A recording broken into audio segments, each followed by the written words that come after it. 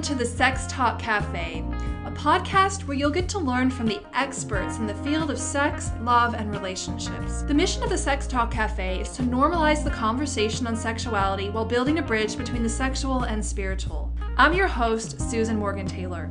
I'm a holistic sex therapist, intuitive coach, and specialist in women's sexuality and feminine spirituality. I'm the founder and CEO of the Pathway to Pleasure Collective, where I help women and couples around the world restore intimacy, save their relationship, and get back to love without feeling like they have to sacrifice themselves just to keep their partner happy. Thank you so much for joining me. Welcome to the Sex Talk Cafe. Hello, everybody, and welcome to the Sex Talk Cafe. I have a really fabulous guest today. We have Astraeus Amori, who is an integrative medicine healer whose 30-plus experience of practice and expertise spans various healing modalities. With a deep reverence for the interconnectedness of mind, body, and spirit, he seamlessly integrates shamanism, natural plant-based therapies, energy medicine, and sound healing into his practice. By harmoniously blending these ancient wisdom traditions with modern medical approaches, Astraeus Amori offers a holistic and transformative healing experience. Astraeus is also the author of this fabulous book called Psychedelic Sacred Sexuality, and you can see here we have the image of that up on the screen. We're going to be talking about all kinds of really cool stuff having to do with psychedelic sacred sexuality, and also really the intersection of medicine, mental health, healing with these plant medicines. So I'm so excited to have you here on Sex Talk Cafe today, Astraeus. Welcome to the Sex Talk Cafe. Thank you, Susan. It's awesome to be here. Yeah, well, just in your own words, why don't you tell our listeners a little bit about your work, how you came into this line of work, and maybe a little bit about your book. And then I've got, like I said, a whole list of stuff we're going to dive into that I'm really looking forward to. Yeah, sure. I began my career as a family physician and still am a family doc, but I became more interested in complementary, integrative, and functional medicine therapies early on in my career. Decided to dive into learning more about natural therapies, and with that, I also dove into shamanism, traveled to Peru, traveled to other exotic locations, and found the magic in plant medicines like ayahuasca. Um, I branched way beyond that, of course, and have worked with many other plant medicine molecules as well as synthetics, and have found them to be hugely helpful for myself in terms of transforming myself spiritually, also healing any issues that I may have needed to clear, and then also in providing information to my patients in terms of the safe use of things like microdosing mushrooms to help treat depression and anxiety, and pointing them to facilitators or retreat facilities where they may be able to do that deeper work. I found that as an allopathic family doc, that the SSRIs, SNRIs, all the different types of psychotropic medications really weren't working very well, and we now know that most antidepressants are no better than placebo, so about a 30% efficacy. And we've subsequently found that many of the psychedelics have a much higher efficacy in treating depression and oftentimes other deeper underlying issues which can be treated as people go into these deeper spiritual states. So yeah, my road has been one of kind of weaving together natural medicine with allopathic medicine, while at the same time dipping my foot in the pool of psychedelic medicine for a good 20 years, and then finding ways here in the state of Colorado, which is more permissive of things like mushrooms, to allow my patients and others to experience it in a safe set and setting, consented type of setting, of course, and to explore ways of opening themselves more deeply to oneness and connecting more deeply to their lovers, and then connecting more deeply to just a space of love, which is so needed on this planet.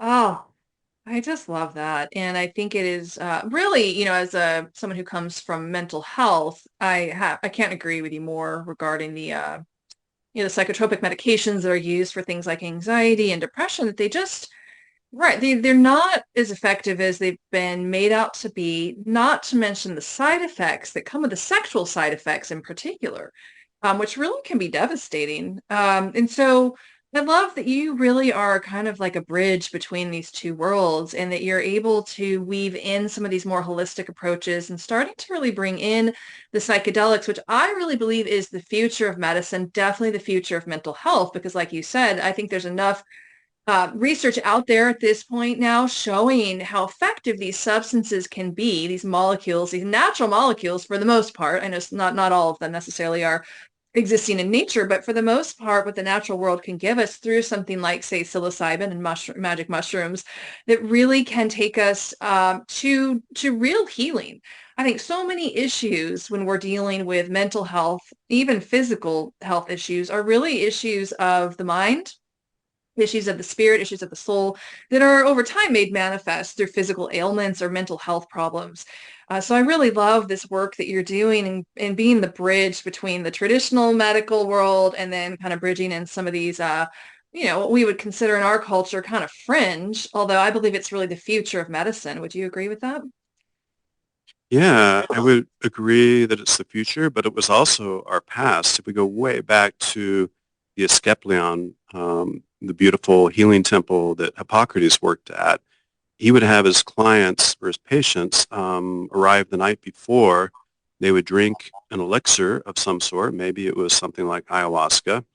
And then the next morning, he would ask them what came to them in their dreams. And by allowing them to go into the psychedelic dream state, he was able to, understand the underlying mind-body relationship that was likely contributing to many of these issues. Of course, some of them were obviously, an abscess that needed to be drained or a broken bone, but the other 90% were oftentimes more somatic issues related to the mind. So we're returning back to this powerful modality of medicine, and many are calling it a psychedelic renaissance, which I agree. And I just hope that we engage in the psychedelic renaissance in a responsible way to where it's not shut down by the more conservative folks that are out there kind of monitoring where this is going. So I think if we're smart and we do this in a more mindful, cautious manner, and look at it from an opportunity for healing rather than just tripping, Sure. then we're absolutely going to move the puck in the right direction. Yeah, and I agree with that. And I think the challenge is, and I know that you write about this in your book, which we're going to get into in a minute, but there is this danger of this falling into the control of medical, meaning that you're going to have to be like a licensed mental health therapist in order to administer these things, or a licensed MD, or that there's going to be so much regulation on the ability Yeah, to use these types of substances, and it's going to become cost prohibitive and kind of locked down and really relegated only to medical professionals. What's your take on that? that's a big fear of mine. And being a physician, you would think I would be for the medicalization, right? Sure. But I've seen what happened in Oregon in terms of the cost for a physician to be able to do psilocybin therapy, which is somewhere in the range of 30,000 for just permitting or certifications to do it. Then you're very regulated in terms of who you order it from. You have to have two facilitators there. It's cost prohibitive and not affordable for patients or the provider. So I think the best way forward is two paths. One, which is kind of the underground traditional path with facilitators and shamans that are out there willing to Yeah. work with people in retreat centers, both Yep. in the United States as well as in other countries. And then, a limited amount of medical access, which hopefully can become more affordable by having scholarships or the states just making it, less cost prohibitive. Yeah. That way, if you have somebody that's more conservative, they don't feel comfortable about going out into the woods on a mountaintop with a group of young people. Maybe they're like 60 or 70 and they still want to do mushrooms because they've got a cancer diagnosis or they just want enlightenment. They may not feel comfortable doing it in that unstructured or less structured environment. And if myself or other docs could at least offer a very controlled setting for their first couple, then they could go out and work in the group setting. So I want it to be available for everybody. And I think having the settings that are varied for each individual offers more opportunity, but I don't want to shut down the, um, underground facilitation. And I think Or, there's some need for some training of some of these individuals so they know about drug interactions, they know yeah. how to handle bad trips, Hmm. things of that sort, but they don't need to be charging them $30,000 a year to Oh, do it and right. over-regulating them. Yeah, that's Yeah. going to be moving it in the wrong direction. I totally agree. Yeah. Well, let's dive into the book. Oh my God, Psychedelic Sacred Sexuality. I'm showing the book cover on the screen here on my side, and you've got it on your side there as well. Um, it's really beautiful. And I want to just dive into, the book, some of the content in the book, what inspired you to write this book, and specifically on sacred sexuality and psychedelics.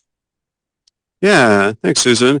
I would say I was experiencing so many beautiful levels of love and oneness and bliss and with my partner. And oftentimes when I would have just an amazing evening or whole night with my lover, I would lay there with her and I would say, oh my God, I just want everybody to experience this. Nobody should be on this planet and not travel to the places that we do. And I feel so blessed to have the ability to work with psychedelics on my own, to be able to travel and experience these psychedelics.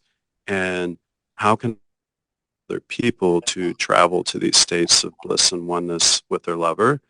And how can I help people be in a state of deeper love for themselves, for others, and for the world around them?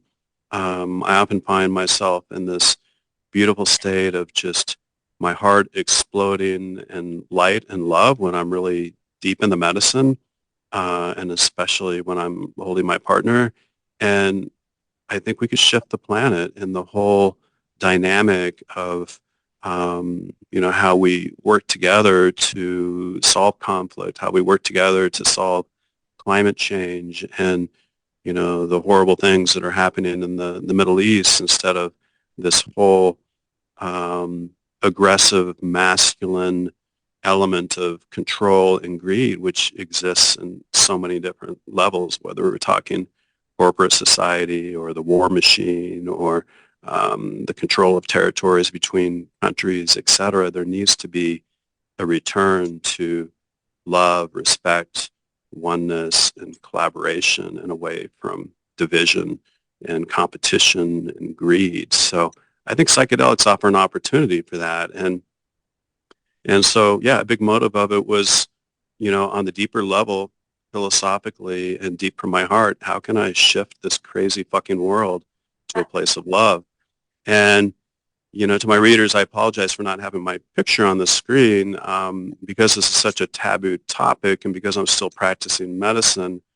I'm vulnerable to these assholes that are out there that want to take down people that are trying to spread messages such as this. Yeah, They're out there just to kind of hunt and find and right. shoot to kill kind of Yeah, these progressive thinkers. So, once I let go of my medical practice in the next 3 to 5 years and I'm just writing alone, I'll definitely make myself more yeah, visible, won't be afraid of it.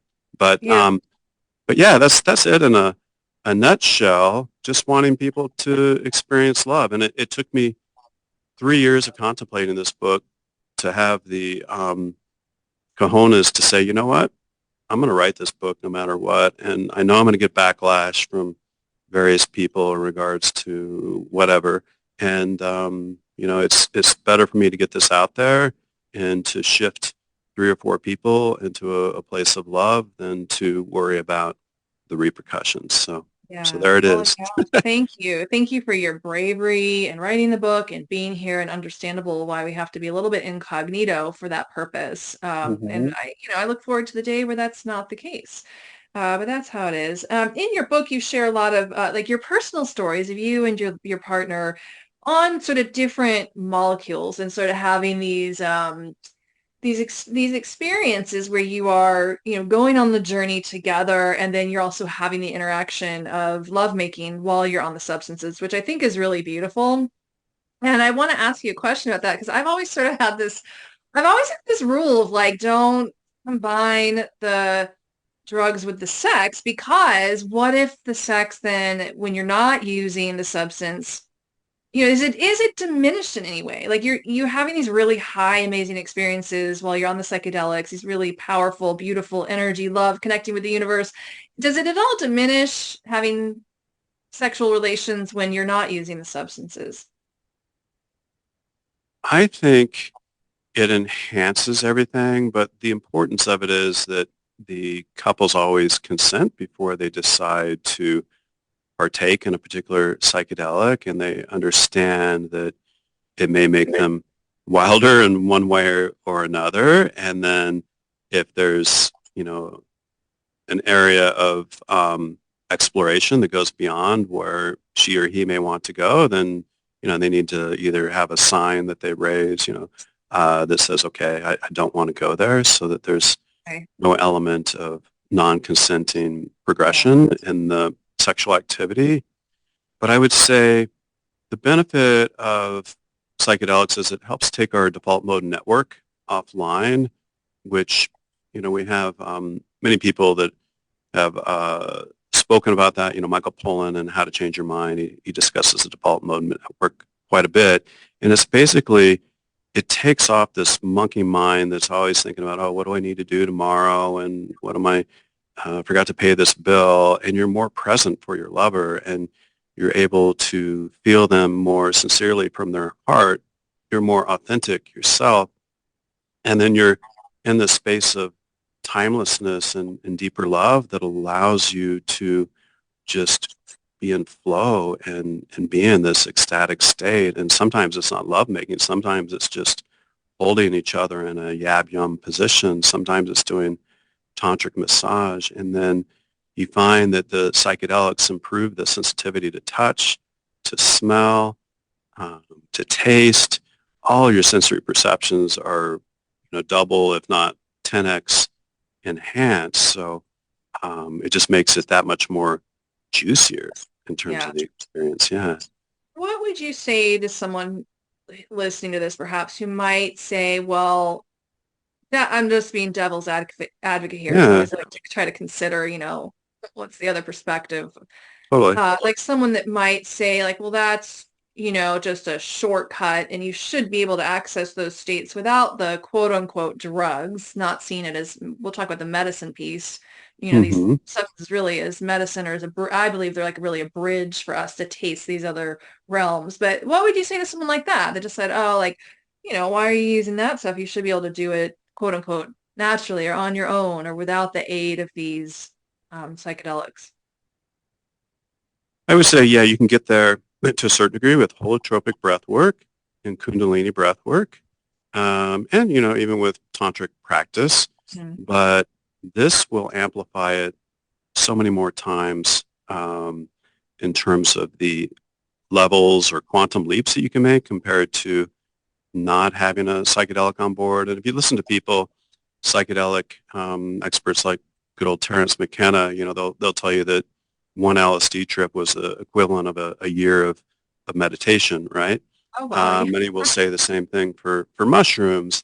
And I think most psychonauts like myself have done tons of mindful-based work. I've done silent retreats. I've done breath work. I've done all of that stuff, of course. And I've experimented with, other modalities of healing, acupuncture, energy work, Reiki, past life regressions, et cetera, et cetera. But the cool thing about psychedelics is it allows you to go more inward and to appreciate what's going on in your body, and then also to go outward and to appreciate what's going on in your lover's body. So sometimes I can even see the chakras of my lover and be able to say, oh my God, I see something stuck here. I'm going to spend Yeah. some energy in your heart chakra, or let's do this yoga pose, and I'm going to sit on Hmm. your root chakra and then just run my hands down your back and move energy from root up towards crown. So it gives you this like extrasensory perception of being able to move energy, which you would Yeah, never ever get in a normal conscious state, right. unless you were doing like holotropic breath work, which would be difficult to be doing breath work while you're doing tantric massage, right? Right. Or using altered So, states of consciousness to perceive energy. But I could see how what's coming to my mind as you're describing this is that mhm. yeah, it's a vehicle. It's a way to kind of get access to these states of awareness, of consciousness, of deepening love, connection a little bit faster than than how it might happen through breath work or tantric practice. And what's wrong with that? I mean, it would be like saying, well, stop driving automobiles. We should go back to horse and buggies or bicycles, right? Like we use shortcuts all the freaking time to help us get from point A to point B. Or, don't use reading glasses. Well, why not? It's just an aid to help you be able to read better. And I think the psychedelics, it sounds like a similar kind of thing. It's a bridge, it's a way to, a vehicle, an entry point into some of these other aspects of our consciousness and of our being that we may or may not be able to access otherwise. Maybe there's other pathways that would take 10 times longer and require a lot more effort. Why not have something that is more of a doorway in, a little bit more of a shortcut? Yeah, that's a great example. It's kind of like using Google Maps versus a paper map, right? And Yeah, right. Like Google who even Maps, knows what a paper map looks like anymore? Like my kids have no yeah, idea what the world was like when we didn't have Google Maps. They can't even all fathom right. what's a paper map. How do you So use now it? you got this high bandwidth app on your phone that navigates you around roadblocks and slow traffic and takes you to where you need to go much more rapidly versus you're stuck in traffic and you're getting lost and hitting all these different slowdowns along the way. So it's up to, the individual to decide, okay, are psychedelics for me and my lover, or is that, pushing the envelope too hard? And I make a big point in the book that before lovers should engage in psychedelic medicine together, they should at least have 6 months of experience doing it on their own. Okay. And then if they have traumas that are being worked through on psychedelics, they definitely need to work with a therapist, Yeah. you know, definitely a trained trauma therapist. Mhm. Because if they come into a psychedelic space and they're having this release of a past traumatic experience while they're tripping out with their partner, it can be a really difficult situation. So I think doing that preparation, clearing stuff, being in a state of readiness and being in a state of knowing what they're going to experience with a particular molecule is important. Otherwise, yeah, they can flail and have some bad trips. Yeah, and I think your book is a little bit of a guide map for that because you're sharing your personal experiences while you're on each of these different substances with your lover. And so there it is a bit of a roadmap, it seems like. Yeah, and then I have, a pharmacologist, Ben, who I consulted with, who's a psychedelic pharmacologist who helped me make these tables that will say, okay, you don't want to be taking Prozac while you're doing MDMA. You don't want to combine these two plants together, so you don't end up Yeah. with these horrible side effects of serotonin syndrome, et Yeah. cetera. So Oh, yeah, lots of good, I was gonna yellow point that flags, out. red flags. Yeah. Yeah, I thought that was really another thing I really liked about the book was that part of it. And I was going to ask you about that of how you come up with those things, like sort of the potential negative side effects and also potential contraindications if you're on XYZ medications or don't mix this plant with that plant. I thought that was really fascinating and really useful. And so you said you worked with a pharmacologist to assist with that part of the book? Yeah, and I had him review the whole book, make sure that I was totally on target in terms of my commentary.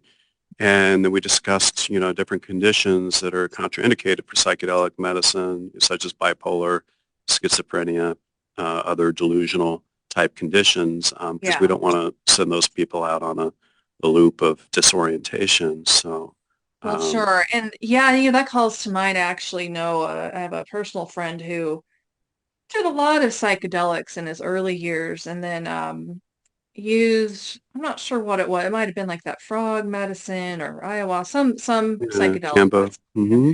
Yeah, but actually yeah, he didn't do well. It sent him sort of into like after everything was over, after the trip was over, he was not in a balanced mental state. And I'm wondering if you could speak to that a little bit. Are there, just history, like health history contraindications? Like if someone has had a history of, I don't know, mental illness, but they're not currently mentally ill, or they've had bad trips in the past, should they stay away from psychedelics in the future? Like, I don't know. What's your take on that? Yeah, great question. I would say the general contraindications are a history of bipolar Okay. um, and schizophrenia, um, or if they've had a history of just a crazy, disorienting kind of journey with psilocybin and some of the more lower end psychedelics, they definitely want to stay clear. However, if they've had one bad trip, they don't have those particular psychiatric conditions, they could do a facilitated journey of low dose with somebody who's going to be there holding space for them so that if they do have a difficult time, they're not just on their own tripping and going into these paranoid states. So I think it's always good to have a trusted, experienced facilitator who can be there to hold space, to move energy, whether it's just putting their hand on your heart or Yeah. holding your feet to ground out, to have them choose the music to help you ground. And then that way you've created that safe set and setting so that if things do get a little wonky, somebody's able to keep you even keeled and you're not capsizing the boat, right? Yeah. And let's talk about these terms because I know some of our listeners are not going to be familiar with the term set and setting, which is used all the Mhm. time in psychedelic medical work. And could you just talk about what does those terms mean and why is it important with psychedelic work? Yeah, yeah. And Michael Pollan, again, talks a lot about that in his How to Change Your Mind book. But basically, the set is kind of your mindset when you come in there. Like, okay, how am I feeling today? Am I really excited from a bad day at work? Am I having an issue with my girlfriend? Things of that sort. Or do I feel grounded, balanced, and ready to proceed into the deep universe of psychedelic medicine. And you definitely want to be in that more grounded place. I think sometimes I'll arrive at ceremonies, with groups of people, and it's been a crazy day, and I do have to sit there and kind of meditate, do a little breath work, and we'll oftentimes do that before we begin a ceremony as we set intentions. But finding that grounded state is important in terms of the set. And then the setting is the environment for the most part. So are you doing it at your home? Are you doing it in nature? Are you doing it at a retreat center? Do you feel safe with the facilitators that are around you and the participants? And um, have you set up some guardrails with your partner in terms of how far you want to go sexually or um, tantrically, et cetera. So that's all part of the setting. And then once you've kind of established that, then I think you're ready to explore and being aware that yeah, there can always be some issues where you may feel some anxiety, you may feel some irritability, and then having some options like, okay, I'm going to take some magnesium to calm my nerves, or Mm. maybe a little CBD if I can't sleep towards the end of this journey. So there's little things like that that you want to have set up. And then the other really cool thing that I talk about in the book is cool things that you can have in your bedroom. So it could be aromatherapy, the candles, of course, the music is super important. It needs to be a very meditative, happy kind of music, not a dark, punk rock or Heavy definitely metal. don't want any rap music, right? So it needs to be enlightening and mindful. So I listen to a lot of mantra music. I listen Mhm. to artists like Yaima, Parangi, Desert Dwellers. Yeah. Folks, Sting is actually really good for those Yes. people like They've got him. some beautiful And songs. then you may want to have like massage oil out. You may want to have some snacks. It could be fruits so that if you're feeling a little low on glucose, you can have a strawberry, which will, by the way, taste 10 times better as mentioned on psychedelics. And then, even some toys if you enjoy sex toys while you're in the modality of foreplay and whatnot. So I think you can really spend some time setting that up with your lover before you even take your mushrooms, etc. I love that. Well, yeah, and let's talk about orgasm on Mhm. psychedelics. There's lots about Yeah. that in Now your we're getting book. deep. Oh, yeah. We can't have We a should have sex started talk off with cafe. that, right? I know, right? Sex Start talk off with a cafe. bang. We gotta talk about orgasm at least once. Yeah. Yeah. I noticed in your book a lot of there, it seems like there's sort of this, like being right on the edge of it, like, and there's this real intensity. And just to talk to me about it, what's been your experience and what's available, what's possible that maybe isn't necessarily possible without the psychedelics? Yeah. So this is where I've really done a lot of R&D, and I talk about that quite a bit in the book. But if we think about how psilocybin works, for example, it works via, the 5-HT2A receptor serotonin. And just like Prozac and Paxil can make it more difficult for a guy to achieve orgasm, so can LSD and mushrooms slow your orgasmic potential. So can MDMA. Many of these will slow your ability to release and have that orgasmic response. Now, is that a horrible thing? Not really, because it makes you want to enjoy your lover for a longer period of time, whether it's tantric massage or having that intercourse. The challenge is, yeah, you can be on edge of an orgasm and it can actually feel like you're on an orgasm for what seems like hours sometimes. And it can be so crazy, crazy intense that once you do release, that orgasm is manyfold what you would ever experience in a normal conscious state. So I've had some releases where I, scream so loudly. I've got a condo here in town, and then I've got a mountain house, and I'm like, oh my Call the God, police. my neighbors are probably going to like call the management, wondering what happened to Fred. Astraeus. Um, and and anyway, yeah, it can be a challenging but good situation, and by that happening, you're like, oh my God, this is so much better than what I've experienced in the normal state. Um, and the same goes for women. They can have more intense orgasms, and I found that particularly with LSD, that the orgasmic potential is increased. So you may have, for guys, 5 or 6 orgasms. And for gals, it could be even more than that. And it almost seems nonstop. So um, it will initially kind of slow the process, but then it's kind of rapid fire after Oh, that. So um, interesting. very, Very cool. very powerful there in terms Yeah. of the release. Um, MDMA is one that can sometimes make it difficult for guys to have erections because it can create this sympathetic nervous system overdrive, which is like what guys will get when they have performance anxiety. So it kind of shuts them down because their nerves are just too wired, right? But once that lessens after a couple hours of being in the MDMA, normally guys are able to be very functional, and some guys it doesn't affect them at all. But then what I found is that it can even be more difficult to orgasm on MDMA. So for myself, sometimes I'll have my lover massage my prostate, my G-spot, and that is, like oral sex with G-spot massage.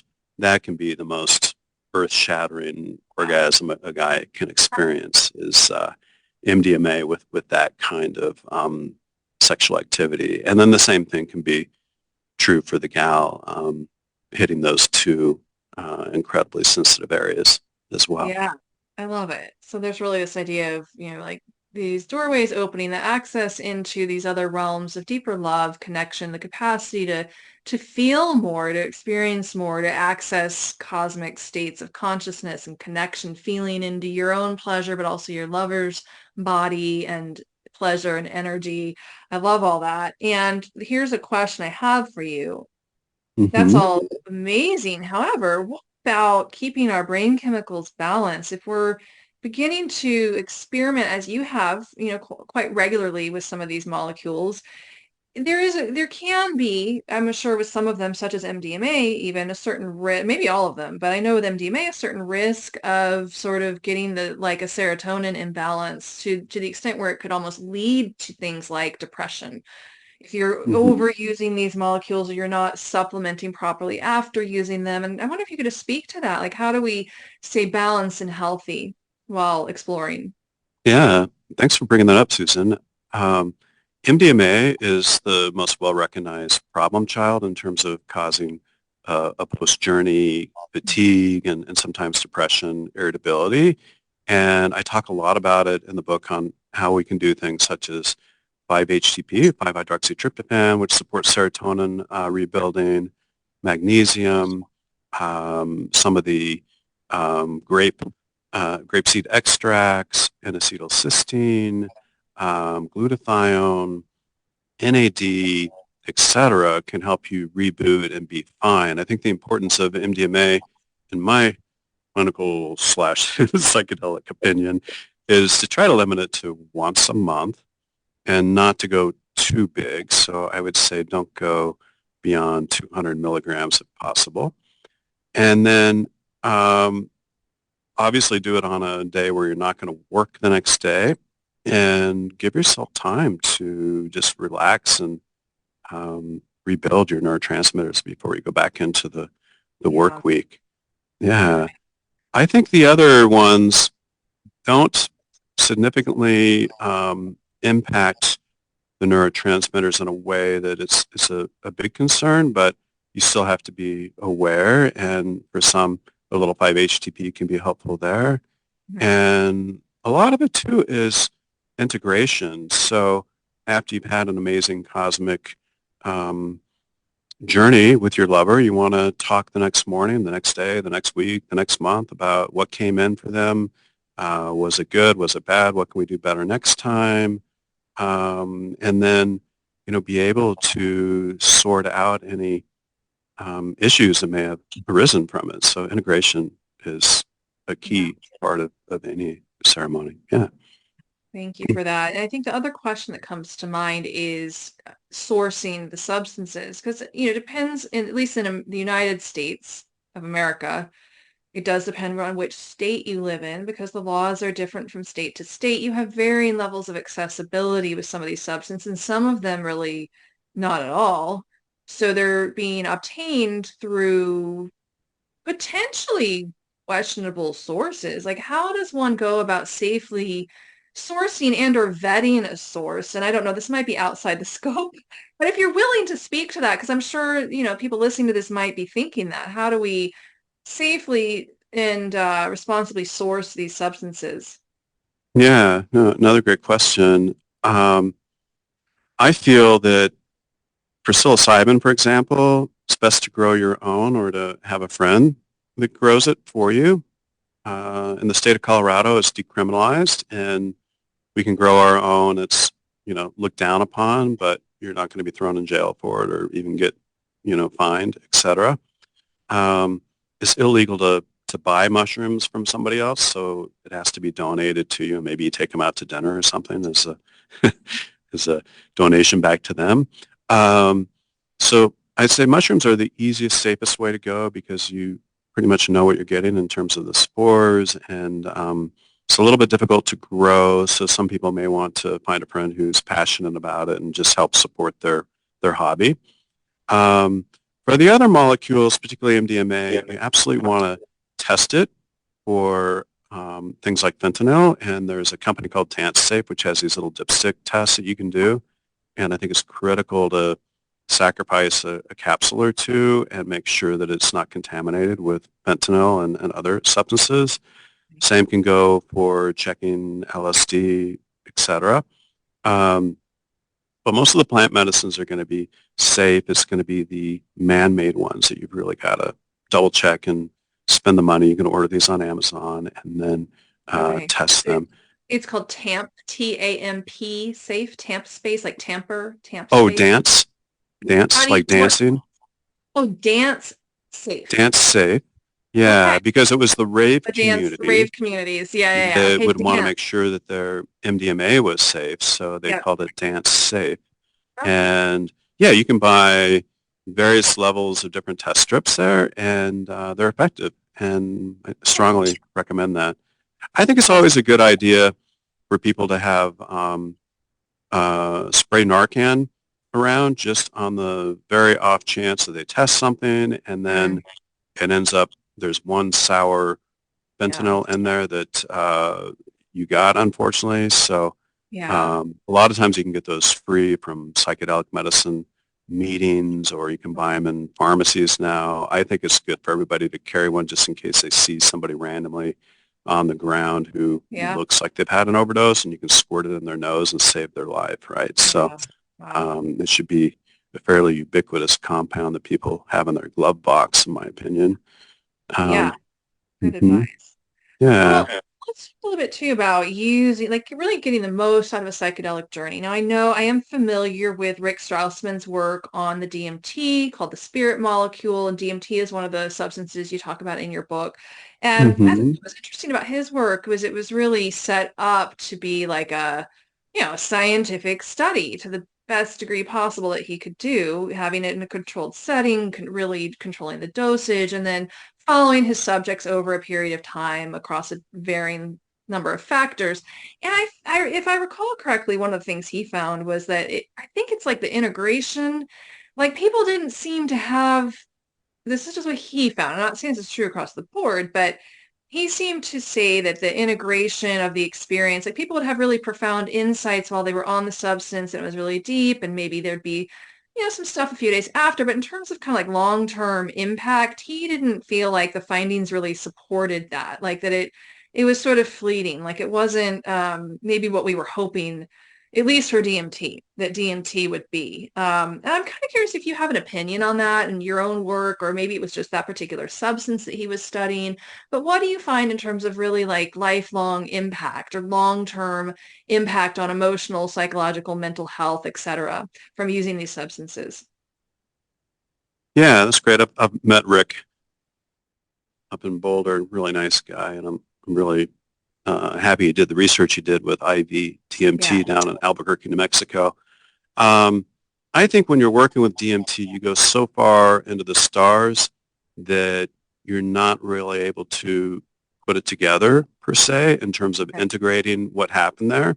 Got it. I've done plenty of DMT journeys myself, and it's more of a element of, oh my God, I went to this beautiful space of oneness, but I really couldn't put together what all happened there because it's such a short trip. Yeah, And I was so far out that I didn't have one foot on planet Earth. Whereas with many of the other molecules like LSD, you can be out in nature hiking around, same with mushrooms, and you're able to converse and have a conversation and do tantric flow with your lover, etc. DMT, you're off planet unless you're doing a low dose that's smoked got in it. a vaporizer or something. Um, there is ongoing research by USANA Institute looking at DMT for the treatment of depression and anxiety, and I think it's showing efficacy there. So I think it's got some therapeutic capacity to really treat those conditions. We'll have to wait and see what happens. But from a integrative standpoint, I think DMT can be more of a challenge unless you're talking about ayahuasca, where you've got a Hmm. longer journey for 4 hours and you're Right. able to process what happened and the insights, after and the next day. But yeah, Yeah. that's a good one. Yeah, I think DMT is being looked at from an injectable, nasal, all different forms of applications. And I'm hopeful in the next 5 or 10 years we'll be able to figure out a little bit more where it may play a role in the mental Yeah. health field. Well, it seems as well that this idea of the set, like the mindset that one has when they're going in to use the substance is really critical in terms of what you're going to get out of it. Because you can easily take a psychedelic substance like, say, LSD or mushrooms, go to a concert, party, have a great psychedelic time, but it's not necessarily earth-shattering or spiritually transformative. On the other hand, you could take that very same substance, have a totally different setting, and a different mindset around it. What are my intentions for this? Why am I using this? What's the purpose? How am I in relationship with the substance such that I have a totally different experience? So, what would you say about that? Yeah, I agree. And I think that holding it in a setting of mindfulness will take you so much further in terms of awakening and then being present and connecting to your lover in that deeper, more intimate way. Um, I'm not against people having fun at a rave with MDMA or being with a group of people tripping on LSD because I think sometimes they may be like, wow, this is amazing. And I would then like to try it in a set and setting, which is more mindful. So it might be an opportunity to then allow them to try it in the other settings. But I would say, yeah, I would definitely recommend the more mindful space for it. And then you're able to manage some of the, intensities of the medicine when you're in a mindful controlled state rather than being in a rave where people are bumping into you, the music's loud, and it can be overstimulating. And some people may love that, but the more introverted people who are more sensitive may flip out to it. So I think Yeah. you have to kind of measure where that individual is again in their own personal set going into that rave or going into that party thinking about psychedelics. Well, what are some common challenges that couples might encounter if they are beginning to venture into this realm in their relationship and bringing psychedelics into their sexuality? I think they can be good challenges. So for example, MDMA I found makes me much more vocal in terms of sharing any issues I might have with my lover. Mm, I'm more authentic. I'm less filtered, which, sometimes being less filtered can be a bad thing. But when you're on MDMA, you kind of come from a heart-centered space of being able to share something in a loving way. Like I, I love that you do this, Susan, but this one thing drives me a little crazy. But in that context of you both being in a heart-centered way, you're able to kind of appreciate and then discuss it in an open, loving way that you would not be able to even bring up without the medicine. So I think it's, if I were going to find one thing for couples therapy that would actually be freaking effective, it would be MDMA sessions, yeah. basically, is what I have to say. Yeah. I And love it. then, and then the other cool thing is my partner will often say, she'll be very demanding, which I kind of like in a way, in a kinky way, right? She'll be like, you know, um, sit on my, yoni or go down on me or whatever, and so there's like no ability, there's no shyness there.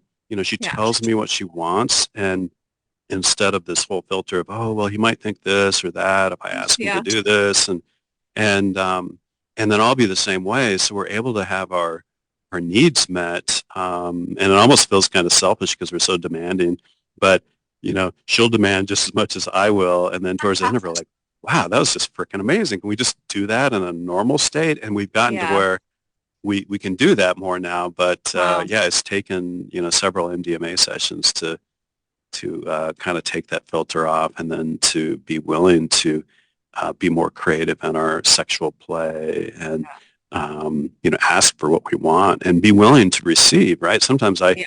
I feel bad about receiving. I want to be giving much more. Mhm. That's a weakness of mine. I want to give more. But I would say on the MDMA in particular, but also on LSD and others, I'm much more balanced in terms of giving and receiving and being more playful. Yeah. So it really can bring in, I mean, because that's such a thing couples struggle with. As a sex therapist, that's what I see a ton of, like, I'm afraid to ask what I want. What if performance, what if I'm not doing it right? And what if I'm being selfish and yada, yada, yada. So it sounds like some of these journeys with the psychedelic assistance can really help resolve that inhibition and which is great. I think it's just it's huge to be able to get past that and have that willingness to give and receive sexually uninhibited in an uninhibited way. Yeah. And then, yeah, it just opens you up for deeper levels of intimacy and then deeper levels of trust, I feel, because Yeah. here I am being more vulnerable, letting her go into my butt or whatever, and then she may want the same thing. And then I'm like, wow, I never would have done that Yeah. otherwise. And so, yeah, you open the door to more exploration and more fun and more trust Yeah, and deeper levels. So it's great. I love it. Well, we're getting kind of near the end of our time together. Is there anything else that you would like our listeners to know about psychedelic sacred sexuality, psychedelics in general, anything we've talked about today that you think would be helpful that we haven't touched on? I think the main thing is just be aware of the laws and regulations and everything that I've talked about today is simply informational. I'm just not giving you recommendations, just information, right? Yes. Yeah, be safe, create that safe set and setting, um, get the experiential in with a trusted facilitator before you work with your lover, and learn to flow to beautiful spaces of love and bliss and oneness, because to me, that's where we all need to be going. And if we can all go there and feel that realm of energy, I think we'll shift the planetary energy in a way that it'll be more healing, more Yeah. conscious, more respectful, and will lead us to greater sustainability. I just feel very deeply for the planet. I'm a very deep nature connected kind of dude, and I For sure. feel that if we continue to exploit the planet and exploit each other in different ways, that we're not going to be here much longer. And this is an opportunity for you to see the other side of the coin and to travel into these spaces of love and to hopefully radiate that to others around you locally and globally.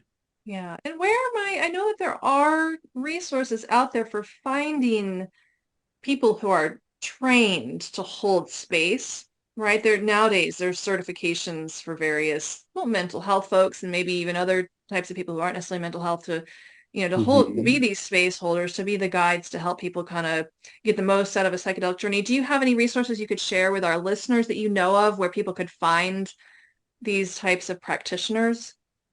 Yeah, if if the listeners go to psychedelicsacredsexuality.com and they go to the resource page, they'll see all sorts of articles and facilitators and nonprofits, etc.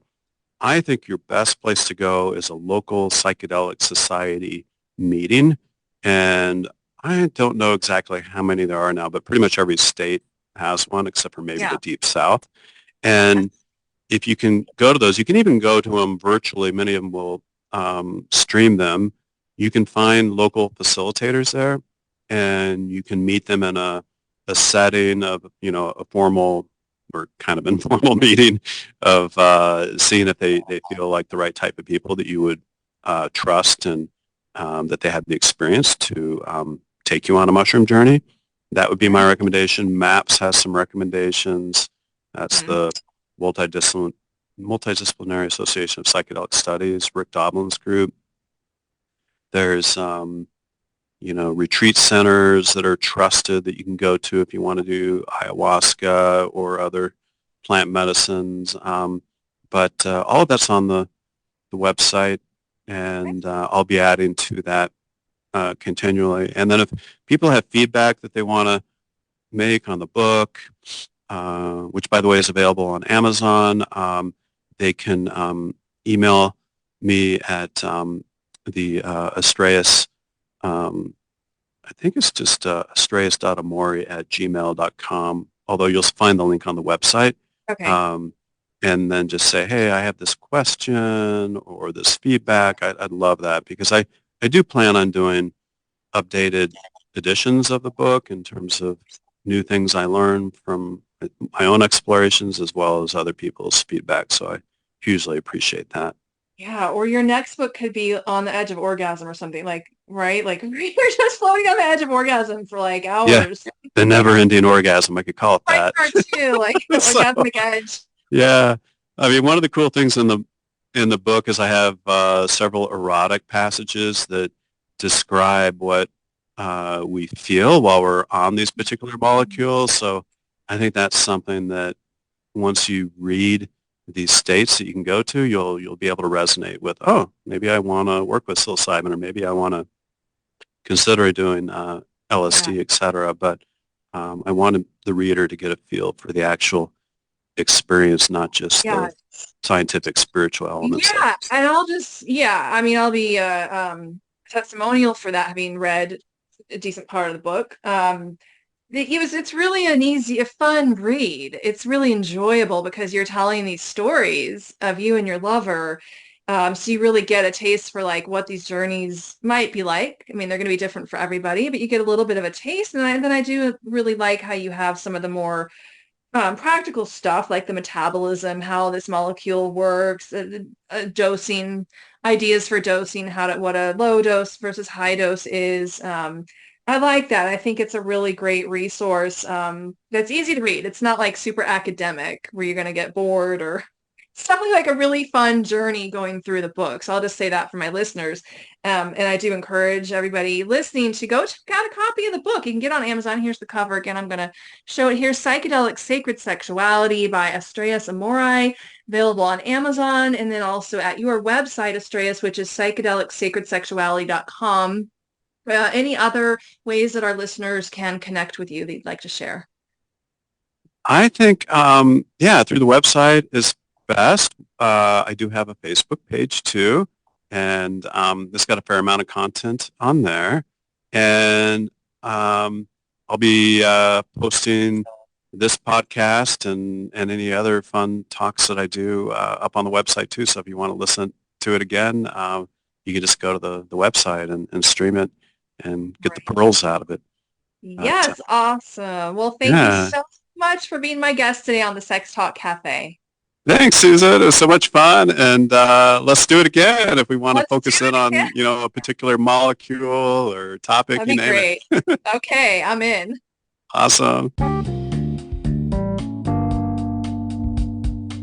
Thank you for joining me today for the Sex Talk Cafe.